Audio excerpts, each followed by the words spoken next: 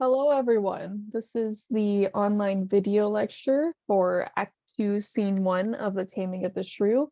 In this little video, I'm going to be talking about dispelling the myth of the quote-unquote original version. So to find out what that really means, let's get right into it. So, an explanation of why there is no such thing as an original version of a play. It is because plays are performances. There are various factors in play, and very rarely are plays dictated by a singular person. There's a whole group of people like actors and directors and musicians who all play a part in the production of a play, whether it's a new or old play. And because of that, changes are made all the time by theater companies, and they could be for a variety of different reasons. Sometimes the theater company may be going for a certain artistic interpretation. Maybe they want to modernize their play. Maybe they're doing an older production. Maybe if it's a story that can have different interpretations, maybe there's a certain interpretation that the company is going for. And of course, there's always budget restrictions. That's a big one. There's so many different reasons, and it could be multiple reasons.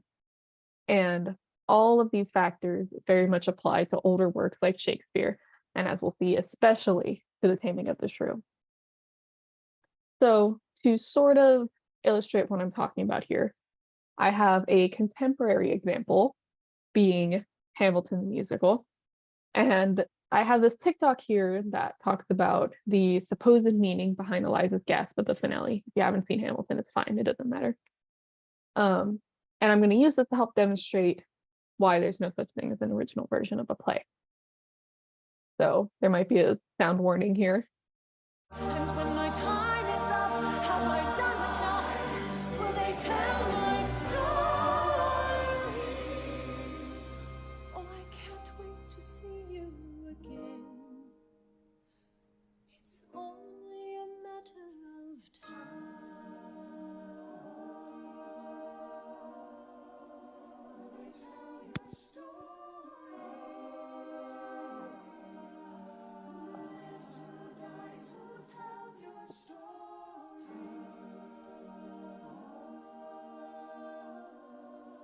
Will they tell your story? Who lives, who dies, who tells your story?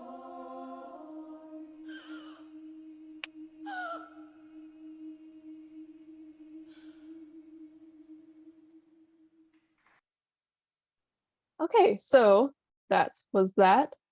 I'll give a little brief summary of what we just saw. So this person on TikTok is asserting the interpretation that at the end, the person that greets Eliza on stage is not Alexander Hamilton, but it is Lin-Manuel Miranda, the creator of Hamilton.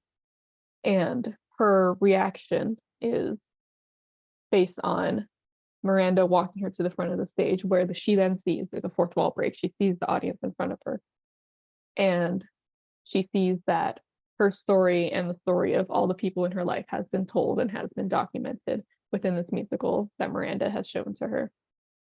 So Lin-Manuel Miranda actually tweeted about this, and he said, "It's a lovely notion, but it breaks down the moment I am not playing the role." And he mentions two other actors who also played Alexander Hamilton in the first year of the production.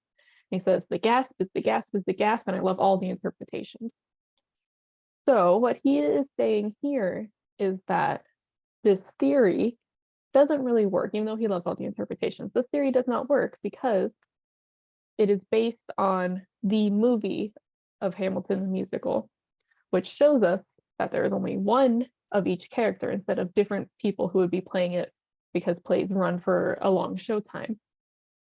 So he's actually somewhat supporting, inadvertently, supporting the idea that plays are not one note, one concrete production. There are changes that happen constantly, sometimes within short succession of each other, sometimes over long periods of time. So in other words, we can say that there is no such thing as a canonical version of a play.